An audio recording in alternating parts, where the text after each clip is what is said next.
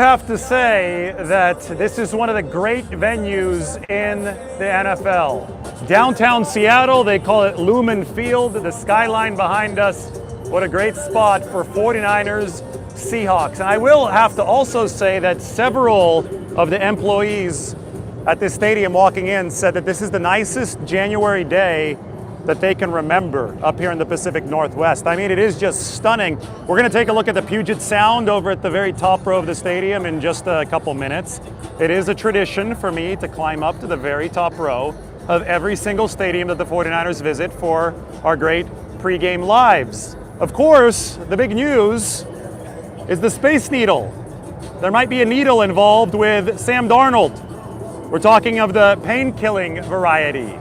That is because he has not thrown a football since Thursday. They're hoping, at least reading in between the lines, that Sam is going to be able to overcome whatever pain has afflicted him, maybe through some medication, so he can play in this game. If not, it is going to be Drew Lock as the quarterback of the Seattle Seahawks. Anyway, they've got these little pom-poms, shakers, whatever you call them. We're waiting for all the fans. I'm sure the 49ers fans that are going to populate mainly this side of the stadium, that is the 49ers sideline.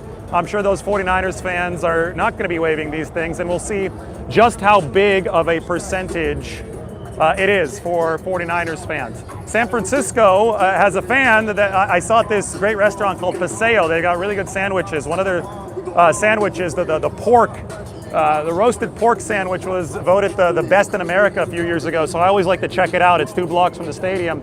There was a 49ers fan there who had a sign that said, "I bought my ticket from a Seahawks fan." Ouch. That one might hurt the 12s. That might hurt their feelings here at Lumen Field. So we're waiting for Sam Darnold. Once he starts throwing out on the field, maybe I'll be able to zoom in on it if he does even throw. Remember that Brock Purdy came in here with a broken rib in 2022. It was his first road start. The 49ers had a chance to clinch the division, and Brock did not throw in pregame warmups, so threw very, very lightly in pregame warmups. And he also had not thrown the football over the course of the entire week. It was a short week, a Thursday night, but Purdy was able to get a pain-killing injection and play through the broken rib, and then he helped the 49ers seal the division. The 49ers have made their practice squad elevations for today. It is the Hulk, Sebastian Valdez, the rookie.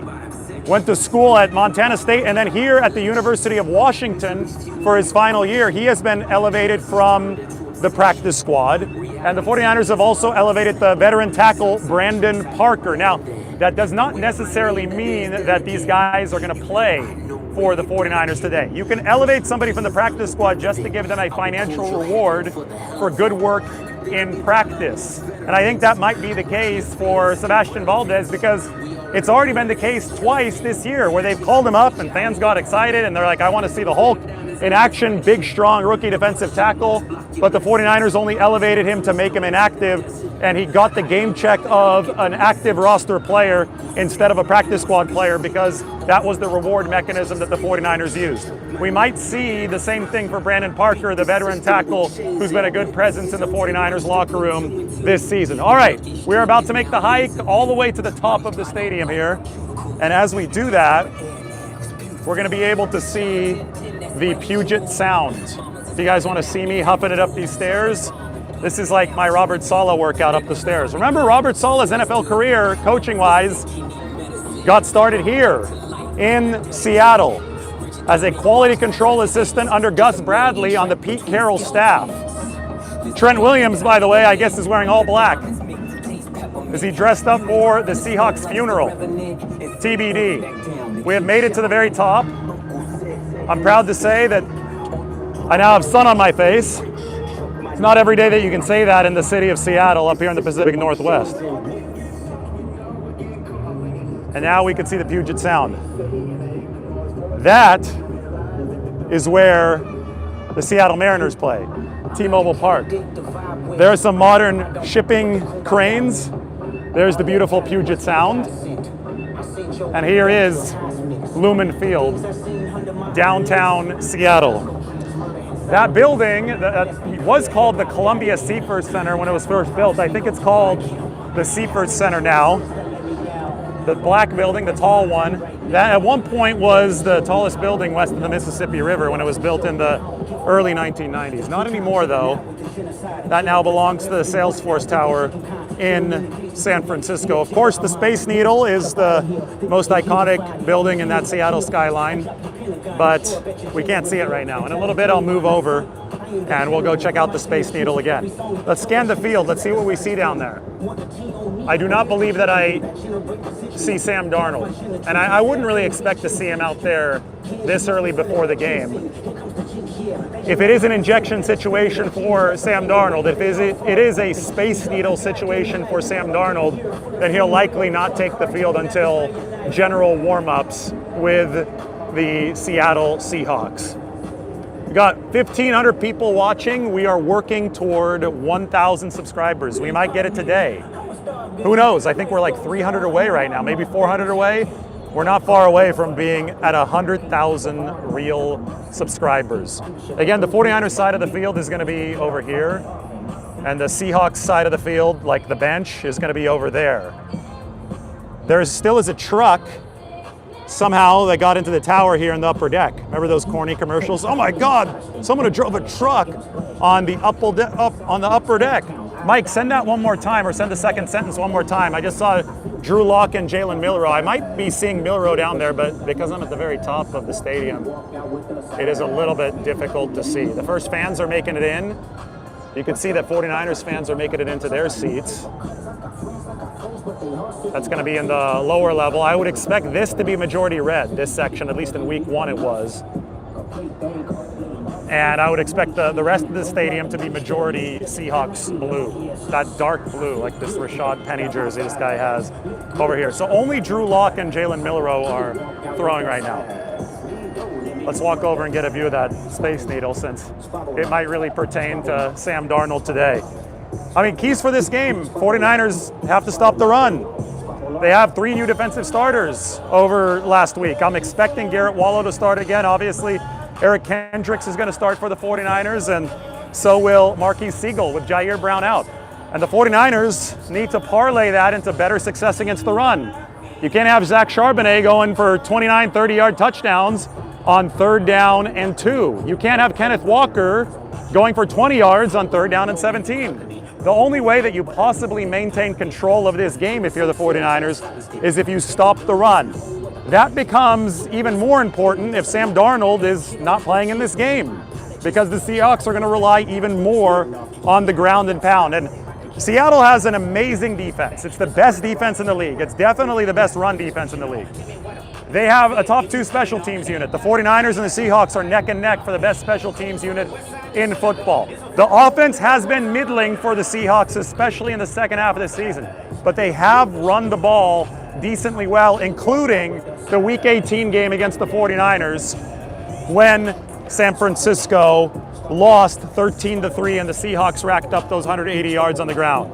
There is a chance, as Mike pointed out, that we obviously have to cover. What if Sam Darnold is not playing at all? Well, then you would have Drew Lock as the starter for the Seattle Seahawks. And remember, they've got the young guy, Jalen Milroe, out of Alabama on this roster. He had a play. There was a Milroe package play in week 1 against the 49ers, but I think Seattle quickly abandoned that. I do wonder if we would see some of the Milroe package today if Drew Lock is starting outright over Sam Darnold. But either way, that is something that obviously weakens the Seattle Seahawks. And if Sam Darnold does play, how effective will he be? How effective will the Space Needle be if Sam Darnold plays? Look at that. The beautiful Space Needle with a 12 Seahawks flag flying atop of it on this beautiful day in the Pacific Northwest. I'm going to zoom back out so you guys don't get motion sickness from the shakiness that happens when I do zoom in. You guys get a good look at the parabolic nature of the overhangs here. So these overhangs were built to protect a lot of the stands from rain, because it does rain a lot up here in the Pacific Northwest. The overhangs are parabolic shaped, which means like a parabola, which means they go up and down, like parabola, right? It probably, is that calculus? I forgot math in high school, but parabola. Those reverberate noise back down onto the field. So the reason that this place can get famously loud is because of these parabolic overhangs. It's not really because of the 12s, the fans. They're the same noise level as every other NFL fan. There's nothing special about the 12s, even though they proudly have retired their own jersey. You can see 12 there in the middle. But these overhangs, which really, I would say, were accidentally built into this stadium, I mean, they're aesthetically really pleasing. I really do like how this stadium looks. But the sound reverberating nature of these overhangs was something that almost came by accident, and it really points the sound back down on the field, and it makes it very difficult when the crowd is at full roar, especially for the visiting team. Now, will the 49ers get enough fans in here today to create a silent count situation for the Seattle Seahawks? Probably not. I mean, you would have to have a lot of fans. Based on what I saw out on the streets, it's not that pro 49ers out on the streets. There's a lot more blue than red. But I do think that the 49ers can have enough to really spur their team on, especially if they're right behind the San Francisco sideline. And in a season where the margins have been narrow and every little bit of support has counted, I'm sure the 49ers could appreciate and even benefit from that. Looks like there's a loud train. Take a look at this.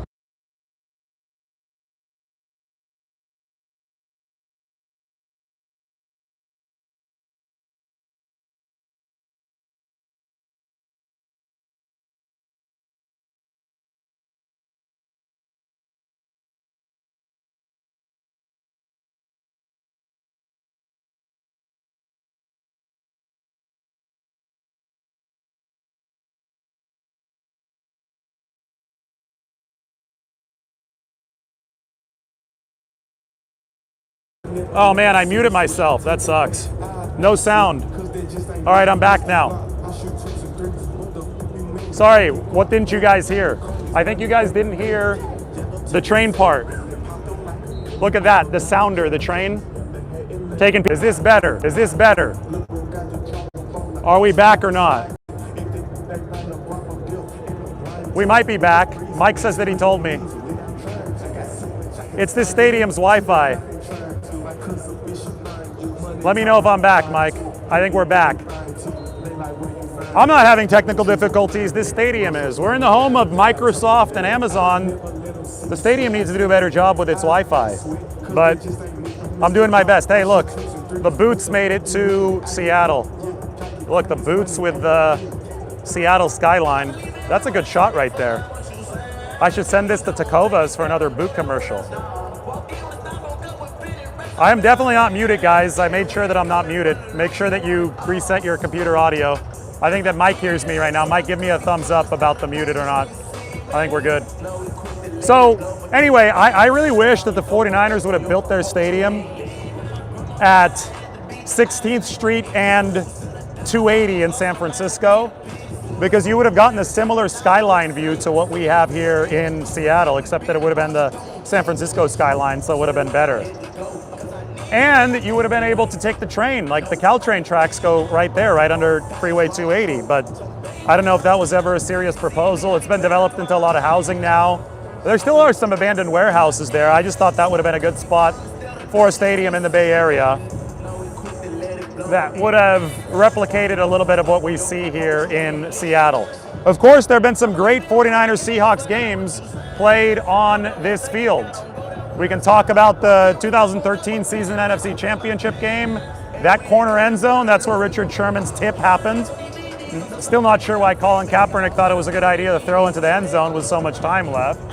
The 49ers did beat the Seahawks here in 2011. That was a big initial win of the Jim Harbaugh era late in that 2011 season. I believe that they clinched the 1 seed with that win. It was a big, big win for San Francisco, where their coaching staff was skipping through the press box. They were very, very happy. Of course, the 2019 game on the other side of the field, the 49ers earned the number 1 seed when Dre Greenlaw stonewalled Jacob Hollister in that end zone. That was an iconic moment in 49ers history. Brock Purdy is 4-0 in this stadium. Mike asked, does Darnold need to throw to be active? I don't think so. I think he could throw behind the scenes. He could probably test out throwing in the locker room where nobody can see him, and the Seahawks can determine whether or not he's active or not based on what they see downstairs. So we might be in the dark on that. What time is it exactly right now? Can you guys let me know what time it is? Looks like the Bills are down 20-10 to the number 1 seed Denver Broncos. It's 3:17. So I'm not going to be on long enough to get to the inactives in this game. Those probably won't come out till like 3:40 or so. But we'll find out soon enough whether or not Darnold is active or inactive for this game. And then we'll find out if the 49ers 2 practice squad elevations are active or inactive for this game, or if it was just a way for the 49ers to get him a little bit more money. All right, guys, stop in the run. Key for the 49ers. You've got to convert more third downs than you did in week 18. They went 2 of 9 that week. The 49ers need to go at least 40% tonight. They went 7 of 14 here in week 1. Obviously, take care of the football. Tackle well. Rely on the new players that you were able to put into that lineup here over the course of the past 2 weeks. And obviously lock up JSN. A lot of that's going to be up to Diamador Lenore. Hope you enjoyed the stadium tour. Hopefully for 49ers fans' sake, this will not be the last one. Maybe the offense will erupt tonight. Like Mount Rainier over there. That's a volcanic mountain. That's a volcano that you see ahead of me. Mount Rainier. Great view here in Seattle. We are approaching 100,000 subscribers. Please do make sure that you subscribe. Let's get to 100K before this season is over. From the top of the stadium, enjoy the game.